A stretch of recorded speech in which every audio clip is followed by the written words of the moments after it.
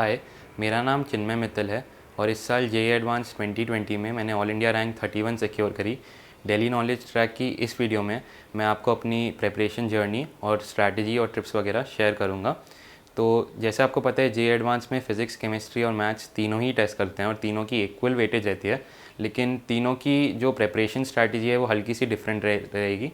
तो मैंने अपनी प्रिपरेशन क्लास 11th में स्टार्ट करी थी और मैंने अपनी coaching FIITJEE south Delhi centre से ली। तो अगर मैं फ़िज़िक्स की बात करूं तो फ़िज़िक्स में जो सिंपल कंसेप्ट्स होते हैं, बेसिक कंसेप्ट्स होते हैं, उनको पढ़ने के लिए मैंने NCERT और HC वर्मा की बुक्स को रेफ़र करा। ये बहुत ही स्टैंडर्ड टेक्स्ट बुक्स हैं और सभी लोग इनको फॉलो करते हैं। इसमें जो कॉन्सेप्ट्स हैं वो एकदम क्लियरली एक्सप्लेन्ड है और कोई भी एरर्स नहीं होता इन बुक्स में। तो मैं रेकमेंड करता हूँ, तो जो बेसिक कॉन्सेप्ट्स हैं उनके लिए आप HC वर्मा और NCERT को रेफ़र कर सकते हैं। उसके अलावा जो प्रॉब्लम सॉल्विंग होती है उसके लिए आप अपनी कोचिंग के असाइनमेंट्स और नोट्स को रेफ़र कर सकते हैं, या और भी स्टैंडर्ड टेक्स्ट बुक्स आती हैं जैसे DC पांडे या BM शर्मा। अगर आप जेईई एडवांस के हायर लेवल प्रॉब्लम्स की प्रैक्टिस करना चाहते हैं तो कुछ फॉरेन ऑथर टेक्स्ट बुक्स भी आती हैं जैसे IE एरोडोव या SS क्रोटोव। इन बुक्स की एक ड्रॉबैक ये होती है कि क्योंकि ये जेईई के रिगार्ड में नहीं लिखी जाती, तो इनमें कई चीज़ें इररेलेवेंट भी होती हैं और सिलेबस के बाहर भी होती हैं। तो आप अपने प्रोफेसर्स या फैकल्टी से एडवाइस लेके जो सिलेक्टेड क्वेश्चंस हैं वो इन बुक से अटेम्प्ट कर सकते हैं। एक और बुक जिसमें गुड वैरायटी ऑफ क्वेश्चंस हैं एडवांस लेवल के, वो है पाथफाइंडर। ये बुक क्योंकि इंडियन कंटेक्स्ट में लिखी गई है तो इसमें वाइड वैरायटी ऑफ ऐसे क्वेश्चंस हैं जो जेईई एडवांस के लेवल के हैं और रेलेवेंट भी हैं। तो आप इन बुक्स को रेफ़र कर सकते हैं अपनी जेईई एडवांस की प्रिपरेशन के लिए। फ़िज़िक्स में जो सबसे इंपॉर्टेंट टॉपिक्स होते हैं वो है मैकेनिक्स और इलेक्ट्रिसिटी, मैग्नेटिज्म। ऑल्दो टॉपिक्स के क्वेश्चन सबसे ज़्यादा रहते हैं, लेकिन ये टॉपिक्स मुश्किल साइड पे भी रहते हैं, तो इनमें स्कोर करना हल्का से डिफ़िकल्ट होता है और इनमें ज़्यादा प्रैक्टिस की ज़रूरत होती है। उसके अलावा कुछ ऐसे टॉपिक्स हैं जिनके क्वेश्चंस तो हल्के से कम रहते हैं लेकिन वो बहुत ही ईजी होते हैं और हर साल पूछे जाते हैं, जैसे थर्मोडायनेमिक्स हो गया, वेव्स हो गया और मॉडर्न फिज़िक्स हो गया। इनकी कुछ ही प्रैक्टिस के बाद आप जेईई एडवांस के सारे प्रॉब्लम्स अटेम्प्ट कर पाएंगे और अच्छा स्कोर कर पाएंगे। उसके अलावा आप जेईई एडवांस की प्रिपरेशन के लिए प्रीवियस ईयर क्वेश्चन ज़रूर कीजिए। इससे आपको पता चलेगा कि जो आप प्रिपेयर कर रहे हो और जो चीज़ें जेईई में एक्चुअली पूछी जा रही हैं वो कितनी रिलेटेड हैं और आपको क्या क्या इंप्रूवमेंट्स और क्या क्या चेंजेस करने हैं अपनी प्रिपरेशन में। तो जो अब दूसरा पोर्शन होता है, दूसरा सेक्शन होता है जेईई के पेपर में, होता है केमिस्ट्री। केमिस्ट्री जनरली 3 पार्ट्स में डिवाइडेड रहती है सिलेबस वाइज: फिजिकल, ऑर्गेनिक और इनऑर्गेनिक। अगर फिजिकल केमिस्ट्री के टिप्स की बात करें तो फिजिकल केमिस्ट्री जनरली सबसे इजी मानी जाती है और ये बेसिकली न्यूमेरिकल केमिस्ट्री है, मैथमेटिकल केमिस्ट्री है, बेसिकली फार्मूला बेस्ड होती है। इसमें कुछ ही कॉन्सेप्ट्स होते हैं, ज़्यादातर फार्मूला होते हैं। जेईई का भी 75 to 80% पेपर फार्मूला बेस्ड होता है, ऑल्दो इतना डायरेक्ट नहीं होता। आपको क्वेश्चन में से इन्फॉर्मेशन एक्सट्रैक्ट करनी होती है, सोचना होता है कि कौन से 2-3 फार्मूला लगेंगे और वैल्यू सब्स्टिट्यूट करनी होती है। फिजिकल केमिस्ट्री में एक चीज़ इंपॉर्टेंट ये होती है कि आप अपनी प्रिपरेशन के दौरान कैलकुलेशंस पे ध्यान रखें। ये इंश्योर करें कि आप प्रिपरेशन के दौरान भी कैलकुलेटर ना यूज़ करें, जिससे आपकी कैलकुलेशंस फास्ट होंगे और आप पेपर में घबराएं ना उस मामले में। ऐसे प्रॉब्लम्स की जिनमें सिर्फ फॉर्मूला बेस्ड सब्स्टिट्यूशंस होते हैं या फॉर्मूला एप्लीकेशन होता है, इनकी प्रैक्टिस के लिए मैंने बालाजी पब्लिकेशंस की नरेंद्र अवस्थी करके advance problems in physical chemistry book आती है, उसको रेफ़र किया था। और अब प्रीवियस ईयर जेईई के पेपर्स, अराउंड 40 ईयर्स के पेपर्स रेफ़र कर सकते हैं, जिससे आपकी फॉर्मूला बेस्ड प्रैक्टिस खूब सारी हो जाएगी। तो ये मेजर फिजिकल केमिस्ट्री का पार्ट कवर कर लेती है। फिजिकल केमिस्ट्री में जो इंपॉर्टेंट टॉपिक्स होते हैं वो होते हैं केमिकल काइनेटिक्स, थर्मोडायनेमिक्स, इलेक्ट्रोकेमिस्ट्री और इक्विलिब्रियम। ये मेजर 4 चैप्टर्स होते हैं फिजिकल केमिस्ट्री में। और कुछ रीसेंट ईयर्स में कुछ ऐसे टॉपिक्स और ऐसे थ्योरेटिकल क्वेश्चंस जेईई पूछ रहा है जो हल्के से डिफ़िकल्ट साइड पे होते हैं। जैसे अगर मैं बात करूँ कोलिजन थ्योरी पे, second law of thermodynamics, Gibbs energy और इक्विलिब्रियम के कुछ मुश्किल और थ्योरेटिकल सवाल जेईई पूछ रहा है। तो इनकी प्रैक्टिस के लिए आप कुछ फॉरेन ऑथर की बुक्स रेफ़र कर सकते हैं, जैसे पीटर एटकिंस अगेन थोड़ी जेईई के ऊपर के लेवल की है, तो इसमें से आप कुछ सिलेक्टेड पोर्शंस पढ़ सकते हैं फिजिकल केमिस्ट्री में, जो आपकी जेईई की प्रिपरेशन में हेल्प करेगा। और ऐसे क्वेश्चंस की प्रैक्टिस का बेस्ट सोर्स होता है जेईई के प्रीवियस ईयर क्वेश्चंस। उसके अलावा फिजिकल केमिस्ट्री में आप जो कोचिंग की असाइनमेंट्स मिलती हैं और टेस्ट होते हैं उनको भी रेफ़र कर सकते हैं, उनमें भी गुड कलेक्शन ऑफ प्रॉब्लम्स होता है और कुछ ही प्रैक्टिस के बाद आप जेईई के सारे फिजिकल केमिस्ट्री के सवाल कर पाएंगे। तो इसके बाद जो नेक्स्ट पोर्शन होता है केमिस्ट्री का वो होता है इनऑर्गेनिक केमिस्ट्री। इसमें ज़्यादातर चीज़ें फैक्ट बेस्ड और मेमोरी बेस्ड होती हैं, कुछ चीज़ें कॉन्सेप्चुअल होती हैं, ज़्यादातर चीज़ें फैक्ट बेस्ड होती हैं और इसीलिए हल्का सा डिफ़िकल्ट साइड पे माना जाता है। इसमें जो सबसे इंपॉर्टेंट बुक होती है वो होती है NCERT।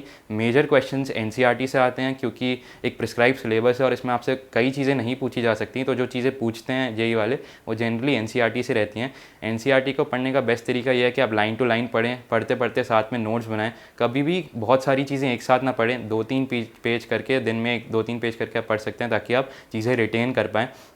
उसके अलावा आपको एनसीईआरटी में टेबल्स हो गए, इन टेक्स्ट क्वेश्चंस हो गए, बैक क्वेश्चंस हो गए, इन सब पे ही ध्यान देना होता है। कोई भी चीज़ आप एनसीईआरटी में से स्किप नहीं कर सकते क्योंकि जेईई डायरेक्टली क्वेश्चंस एनसीईआरटी से पूछता है। इसके अलावा अगर हम इंपॉर्टेंट टॉपिक्स की बात करें तो सबसे इंपॉर्टेंट टॉपिक्स जेईई एडवांस के लिए इनऑर्गेनिक केमिस्ट्री के कोऑर्डिनेशन कंपाउंड्स और केमिकल बॉन्डिंग होते हैं। ये कंसेप्चुअल होते हैं और इनके ज़्यादातर इनमें कुछ मेमोरी बेस्ड नहीं होता, तो इनकी प्रैक्टिस के लिए आप अपने कोचिंग के क्लास नोट्स या मटीरियल को फॉलो कर सकते हैं। और उसके अलावा एक और इम्पॉर्टेंट टॉपिक इनऑर्गेनिक केमिस्ट्री का जेईई एडवांस के लिए वो है क्वालिटेटिव एनालिसिस। तो इसमें काफ़ी सारी रिएक्शंस मेमोराइज़ करनी होती हैं, तो आप इसके लिए वोगल्स क्वालिटेटिव एनालिसिस भी यूज़ कर सकते हैं। लेकिन ऑल्दो वो थोड़ी हायर लेवल पे है, तो आप सिर्फ वही पोर्शंस पढ़ें जो जेईई एडवांस के सिलेबस में है। इनऑर्गेनिक केमिस्ट्री की एक और इम्पॉर्टेंट टिप ये होती है कि आप सिलेबस को स्टिक करें क्योंकि बहुत सारी एक्स्ट्रा चीज़ें भी होती हैं जो इधर उधर पढ़ाई जाती हैं। तो मैं रेकमेंड करूँगा सिर्फ वही चीज़ें पर फोकस करें जो जेईई एडवांस के सिलेबस में है।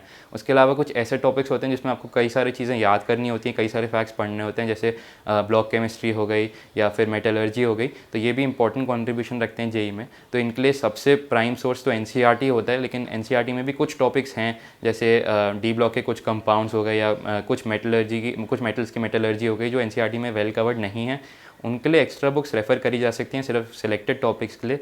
जैसे जेडी ली का जो इंडियन अडेप्टेड वर्जन है उससे आप मेटलर्जी, क्वालिटेटिव एनालिसिस और हल्का फुल्का ब्लॉक केमिस्ट्री पढ़ सकते हैं।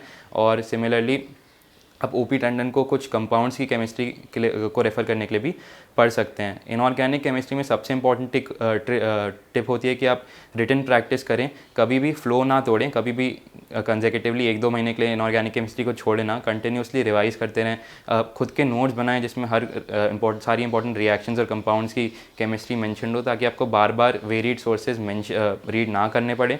तो इनऑर्गेनिक केमिस्ट्री की बुक्स की अगर हम बात करें तो आप प्रैक्टिस के लिए विमल कुमार जायसवाल की बालाजी पब्लिकेशन की एक बुक आती है उसको सॉल्व कर सकते हैं, या कपिल कुमार वाधवा की जीआरबी पब्लिकेशन की एक बुक आती है, आप उनमें से इन दोनों में से कोई एक बुक सॉल्व कर सकते हैं जिसमें वेरिड क्वेश्चंस हो सकते हैं। इसके साथ साथ आप इनऑर्गेनिक केमिस्ट्री के प्रीवियस ईयर क्वेश्चंस भी लगा सकते हैं। तो इसके बाद जो तीसरा सेक्शन होता है केमिस्ट्री का वो होता है ऑर्गेनिक केमिस्ट्री। ये एक सॉर्ट ऑफ मिक्स्ड होता है, इसमें कुछ चीज़ें याद भी करनी पड़ती हैं और कंसेप्चुअल प्रॉब्लम्स भी आते हैं जो आपकी नॉलेज को टेस्ट करते हैं। तो जो इंपॉर्टेंट टॉपिक्स होते हैं ऑर्गेनिक केमिस्ट्री के, सबसे 2 इंपॉर्टेंट टॉपिक्स मेरे को लगते हैं वो है जनरल ऑर्गेनिक केमिस्ट्री और आइसोमेरिज्म। ये दोनों एनसीईआरटी में इतने अच्छे से कवर्ड नहीं है, तो इसके लिए आप कोचिंग के मटेरियल को स्टिक कर सकते हैं और जो भी आपको असाइनमेंट्स और टेस्ट कोचिंग में मिलते हैं उनके थ्रू इनके क्वेश्चंस प्रैक्टिस कर सकते हैं। इनमें रिपीटेडली पिछले 5-6 साल में कई सारे क्वेश्चन इंडिपेंडेंट क्वेश्चन भी पूछे गए हैं, जैसे जनरल ऑर्गेनिक केमिस्ट्री में एसिड बेस के क्वेश्चन और आइसोमेरिज्म में ऑप्टिकल आइसोमेरिज्म के इंडिपेंडेंट क्वेश्चन भी खूब सारे पूछे गए हैं। उसके अलावा इन 2 चैप्टर्स का पूरी ऑर्गेनिक केमिस्ट्री में यूज़ रहता है, इनडायरेक्टली हर क्वेश्चन में इनका एप्लीकेशन रहता है। तो इन 2 चैप्टर्स में कोई बैकलॉग नहीं छोड़ना चाहिए, सारे कॉन्सेप्ट्स क्लियर होने चाहिए, तभी बाकी की ऑर्गेनिक केमिस्ट्री स्मूथली चलेगी। इसके अलावा ऑर्गेनिक केमिस्ट्री के जो पोर्शंस होते हैं वो है नेम्ड रिएक्शन मैकेनिज्म, उसके अलावा ऑक्सीडेशन, रिडक्शन और साथ ही साथ कुछ और इम्पॉर्टेंट फैक्ट्स और एक्सेप्शंस होते हैं जो ऑर्गेनिक केमिस्ट्री के, वो पता होने चाहिए उसके लिए। क्योंकि अगेन ये मेमोरी बेस्ड चीज़ें हैं तो इसमें मैं रेकमेंड करूँगा कि NCERT should be the first source. उसके अलावा अगर आपको अपनी ऑर्गेनिक केमिस्ट्री की नॉलेज इंप्रूव करनी है तो फर्दर रीडिंग के लिए आप कुछ फॉरेन ऑथर की बुक्स भी यूज़ कर सकते हैं, जैसे पॉला ब्रूस हो गई या सॉलोमन्स एंड फ्राइल हो गई। कई सारी बुक्स लेने की ज़रूरत नहीं है, आप इनमें से कोई भी एक जो आपको सबसे आपको कंफर्टेबल हो जिसके साथ आप वो यूज़ कर सकते हो और अपनी ऑर्गेनिक केमिस्ट्री की जो स्किल्स हैं वो इंप्रूव कर सकते हो। उसके अलावा ऑर्गेनिक केमिस्ट्री में क्योंकि कई सारे कॉन्सेप्चुअल प्रॉब्लम्स आते हैं तो उनकी प्रैक्टिस के लिए आप एमएस चौहान की बुक लगा सकते हो जो बालाजी पब्लिकेशंस की आती है, या सुरेंद्र कुमार मिश्रा की बुक लगा सकते हो जो सिंगेज पब्लिकेशंस की आती है, इनमें से कोई एक। उसके अलावा ऑर्गेनिक केमिस्ट्री में जेईई एडवांस ने भी बहुत अच्छे क्वेश्चन पूछे हैं लास्ट ईयर्स में, तो आप उनका फ्लेवर लेने के लिए प्रीवियस ईयर क्वेश्चन भी लगा सकते हो। जो तीसरा सेक्शन होता है जेईई एडवांस का वो होता है मैथमेटिक्स। मैथमेटिक्स में एज सच कुछ बहुत ज़्यादा थ्योरी तो नहीं होती, लार्जली प्रैक्टिस बेस्ड होता है। जो मिनिमम थ्योरी मतलब जो कम थोड़ी बहुत थ्योरी होती है वो हमारे कोचिंग के क्लासेस वगैरह में कवर हो जाती है। और अगर आप कोचिंग नहीं जाते हैं तभी मैं रिकमेंड करता हूँ आप कुछ बुक्स आती है मार्केट में जिनको फॉलो कर सकते हैं थ्योरी पढ़ने के लिए, जैसे अरिहंत पब्लिकेशन की सीरीज़ या फिर सिंगेज पब्लिकेशन की सीरीज़। इन बुक्स को तभी करना चाहिए अगर आप कोचिंग नहीं जाते और आपको वहाँ से सपोर्ट नहीं मिलता, वरना जो वहाँ पे मटेरियल मिलता है वो सफिशिएंट होता है थ्योरी के रिस्पेक्ट में। उसके अलावा जो मेजर चीज़ आपको मैथ्स में करनी होती है वो है प्रैक्टिस। हमें इतनी प्रैक्टिस करनी होती है कि क्वेश्चंस को देख के अंदाज़ा लग जाए कि इसमें कौन सा फॉर्मूला लग रहा है या कौन सा टेक्निक लग रहा है। हमारे को इतने सारे क्वेश्चंस प्रैक्टिस करके ये आइडिया लग जाता है कि हमारे पास क्या टूल्स और टेक्निक्स हैं प्रॉब्लम्स को सॉल्व करने में। जे एडवांस का मैथ्स का पेपर जनरली डिफिकल्ट और लेंदी रहता है और उसमें कई नए और इंपॉर्टेंट मतलब डिफिकल्ट सवाल आ जाते हैं जिनको तभी कर पाएंगे अगर हमने पहले एम्पल अमाउंट ऑफ प्रैक्टिस कर रखी है। तो प्रैक्टिस के लिए अगर रिसोर्सेज की बात करें तो जैसे कैलकुलस सबसे इंपॉर्टेंट ब्रांच है मैथ्स की, सबसे ज़्यादा कंट्रीब्यूशन उसका रहता है। उसकी प्रैक्टिस के लिए बेस्ट सोर्स है समीर बंसल की बुक प्रॉब्लम्स इन कैलकुलस। इसमें बहुत सारे टाइप्स के डिफरेंट टाइप्स के और डिफिकल्टी के सारे वेरिड क्वेश्चंस कवर्ड हैं। तो उसके अलावा आप जेई एडवांस की प्रीवियस ईयर क्वेश्चंस भी कर सकते हो जिससे आपको आइडिया हो जाए कि कैलकुलस में किस टाइप के क्वेश्चन जेई पूछता आ रहा है।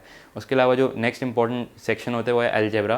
तो अलजेब्रा में अगेन प्रैक्टिस बेस्ड होता है, कई सारे टेक्निक्स होती हैं तो पहले टाइम पे स्ट्राइक नहीं कर सकती अगर हमने प्रैक्टिस नहीं करी हुई है पहले से। तो उसके लिए मैं रिकमेंड करूँगा कि आप विकास गुप्ता की अलजेब्रा की सेपरेट प्रॉब्लम बुक आती है उसको ले सकते हैं, जिसमें कई सारे प्रॉब्लम्स हैं जो रेलेवेंट है जेई में, उसी डिफिकल्टी के रहते हैं और उसी काइंड ऑफ एब्स्ट्रैक्टनेस रहती है क्वेश्चन में जैसे जेई में रहती है। तो उसको करने से आपका अलजेब्रा स्ट्रॉन्ग हो सकता है। उसके अलावा जो तीसरा इंपॉर्टेंट सेक्शन है वो है कोऑर्डिनेट ज्योमेट्री और 3D ज्योमेट्री।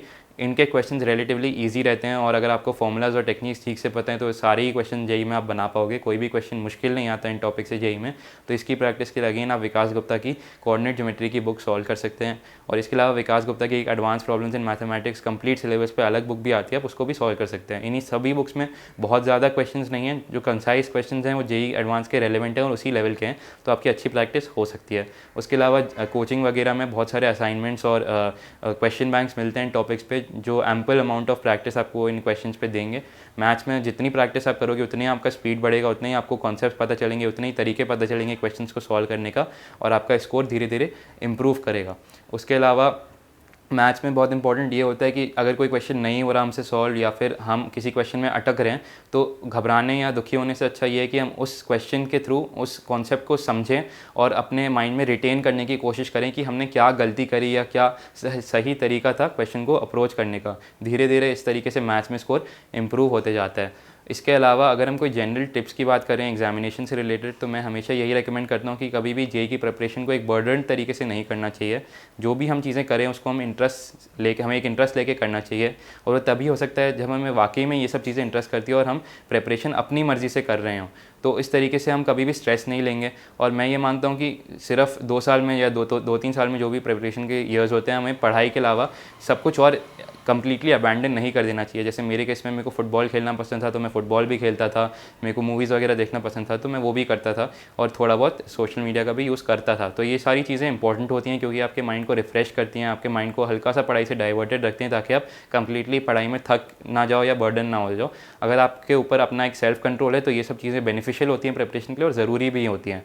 उसके अलावा अगर हम एग्ज़ाम अटेम्प्टिंग स्ट्रैटेजी की बात करें तो सबसे इंपॉर्टेंट ये होता है कि हमें रियलाइज़ करना चाहिए कि सारे क्वेश्चंस का ऑलमोस्ट सिमिलर वेटेज होता है। केमिस्ट्री के आसान क्वेश्चन और मैथ्स के डिफिकल्ट क्वेश्चन का वेटेज बराबर होगा। तो अगर हम चाहते हैं कि हम स्कोर मैक्सिमम करें तो हमारे लिए सबसे इंपॉर्टेंट होता है कि आसान क्वेश्चंस को पहले अटैम्प्ट करना चाहिए या जो सब्जेक्ट्स हमें लगता है हमारे लिए आसान है उनको पहले अटैम्प्ट करना चाहिए। जैसे पर्सनली मेरे को केमिस्ट्री आसान लगती थी और उसमें ज़्यादा कैलकुलेशंस या ज़्यादा एफर्ट्स डाले बिना आप नंबर आसानी से स्कोर कर सकते हो। तो मैं पहले 30-40 मिनट्स केमिस्ट्री को एलोकेट करता था, फिर जो सब्जेक्ट आपको सबसे ज़्यादा डिफिकल्ट लगे आप उसको एलोकेट करो ताकि आप एंड में ऐसे चीज़ें करना मुश्किल हो जाती हैं जब प्रेशर आता है टाइम का। तो बीच में जब आपका माइंड सबसे ज़्यादा एक्टिव होता है और टाइम के भी भरपूर टाइम होता है तब सबसे मुश्किल सब्जेक्ट आपको अटैम्प्ट करना चाहिए। जैसे मेरे केस में मेरे को मैथ्स सबसे ज़्यादा डिफिकल्ट और लेंदी लगता था तो मैं मैथ्स को बीच में सॉल्व करता था। Around 60 to 70 minutes initially maths पे देता था ताकि मुश्किल क्वेश्चंस बाद में टाइम क्रंच की वजह से मेरे को छोड़ना ना पड़े। उसके बाद फिजिक्स को अटैम्प्ट करता था जो मॉडरेटली डिफिकल्ट रहता है और उसमें चीज़ें बहुत ज़्यादा लेंदी तो नहीं बट कंसेप्चुअल होती हैं। तो अगर आपने प्रैक्टिस कर रखा है तो वो क्वेश्चन जल्दी बनेंगे। और लास्ट के 30 मिनट्स पे आपका फोकस ऐसे उन क्वेश्चंस पे रहना चाहिए जो आसान क्वेश्चंस कभी कभार रह जाते हैं, हम पहली बार में नहीं अटैम्प्ट करते, उनको अटैम्प्ट करना चाहिए ताकि वो रह ना जाए और हम उन पे आसानी से मार्क्स स्कोर कर पाएँ। उसके अलावा जी एडवांस में ऑब्वियसली मुश्किल क्वेश्चंस भी रहते हैं जो थोड़े लेंदी हों या देखने में कोई कंसेप्चुअली डिफिकल्ट हो। तो मेरा तो यही रहता है कि उनको सबसे पहली बार में छोड़ देना चाहिए क्योंकि उन क्वेश्चंस को करके भी उतने ही मार्क्स मिलेंगे जितने आसान क्वेश्चंस को करके मिलेंगे। ऐसे क्वेश्चंस करने में टाइम भी लगता है, प्रेशर भी बिल्डअप हो जाता है, टाइम की एंग्जाइटी भी हो जाती है और कई बार हम स्ट्रेस करने लगते हैं और बाकी आसान क्वेश्चंस पे इसका इंपैक्ट पड़ता है। तो हमें सबसे पहले आसान क्वेश्चंस करने चाहिए और डिफिकल्ट क्वेश्चंस को फर्स्ट गो में स्किप कर देना चाहिए, एंड के लिए छोड़ना चाहिए। उसके अलावा मैं रिकमेंडेशन यही दूंगा कि कोचिंग इंस्टीट्यूट इंस्टीट्यूट का गाइडेंस इंपॉर्टेंट होता है। अगर सेल्फ स्टडी से भी आप जेई क्लियर कर सकते हो, लेकिन एक प्रॉपर गाइडेंस और स्ट्रक्चर्ड वे में प्रिपरेशन के लिए आपको कोई एक कोचिंग इंस्टीट्यूट जो आपके घर के पास हो और आपको वहाँ पे जाके एक प्रोडक्टिविटी फील हो तो आप उसको ज्वाइन कर सकते हैं। उसके अलावा मैं रेकमेंड करूँगा कि अपने टीचर्स और फैमिली और जो पीयर ग्रुप है उनके साथ कांस्टेंट कांटेक्ट में रहें, कभी भी आइसोलेटेड ना फील करें। उनसे बात करते रहने से हमें मोटिवेशन फील होता है। और अपने गोल को हमेशा याद रखें कि आपने क्यों प्रिपरेशन स्टार्ट करी थी और उसी डायरेक्शन में वर्क करें। लास्ट के 2-3 महीने में मॉक टेस्ट देना बहुत ज़रूरी होता है, स्पेशली जेईई एडवांस में, क्योंकि 2 पेपर्स होते हैं तो आपकी एंड्योरेंस भी टेस्ट होती है, आपका एग्जाम टेम्परामेंट भी टेस्ट होता है। और जनरली कोशिश करिए कि आप 3 आवर्स के स्लॉट में बैठें और उसी टाइम पे बैठें पढ़ने जो आपके फाइनल एग्जाम का टाइम हो। जैसे मेरे केस में 9 to 12 और 2:30 to 5:30 था। और उसमें बीच में जैसे जो 2-1 घंटे का ब्रेक मिलता है उसमें कोशिश करिए कि आप पहले पेपर के बारे में ना कुछ डिस्कस करिए, ना उससे पॉजिटिव या नेगेटिव किसी भी प्रकार का फीडबैक नहीं लेना चाहिए। कई बार होता है कि वो पेपर बुरा चले जाता है तो उसका इम्पैक्ट दूसरे पेपर पर हो जाता है कि वो अच्छा नहीं जाता है। कई बार ओवर कॉन्फिडेंस में पहला पेपर इतना अच्छा चला जाता है कि सेकंड पेपर में उसका इम्पैक्ट पड़ता है। तो फर्स्ट पेपर का सेकंड पेपर से कोई इम्पैक्ट नहीं होना चाहिए। उस एंड्योरेंस को बिल्ड करने के लिए और एग्जाम टेम्परामेंट और अपनी टाइम मैनेजमेंट को इंप्रूव करने के लिए आपको बहुत सारे मॉक टेस्ट देने होते हैं। प्रेफरेबली लास्ट के 2-3 महीने आपको सिर्फ मॉक टेस्ट ही देने होते हैं, जिससे आपके एंड्योरेंस, टाइम मैनेजमेंट और ये सब स्किल्स डेवलप हों और आप एग्जाम को फेस कर पाएँ। उसके अलावा इन टेस्ट से आप ये भी एनालाइज कर सकते हैं कि कौन से ऐसे टॉपिक्स हैं जिन पर आपको ज़्यादा ही मेहनत की ज़रूरत है और ज़्यादा रिवीजन की ज़रूरत है, क्योंकि पूरा सिलेबस 2 महीने में रिवाइज़ करना पॉसिबल नहीं होता। तो इन टेस्ट से हमें वो आइडेंटिफाई हो जाते हैं एरियाज़ जहाँ पे हमें मेहनत करने की ज़रूरत है या रिवीजन की ज़रूरत है। लास्ट के 2-3 मंथ्स में हमें कभी भी कोई नया मटीरियल नहीं सॉल्व करना चाहिए।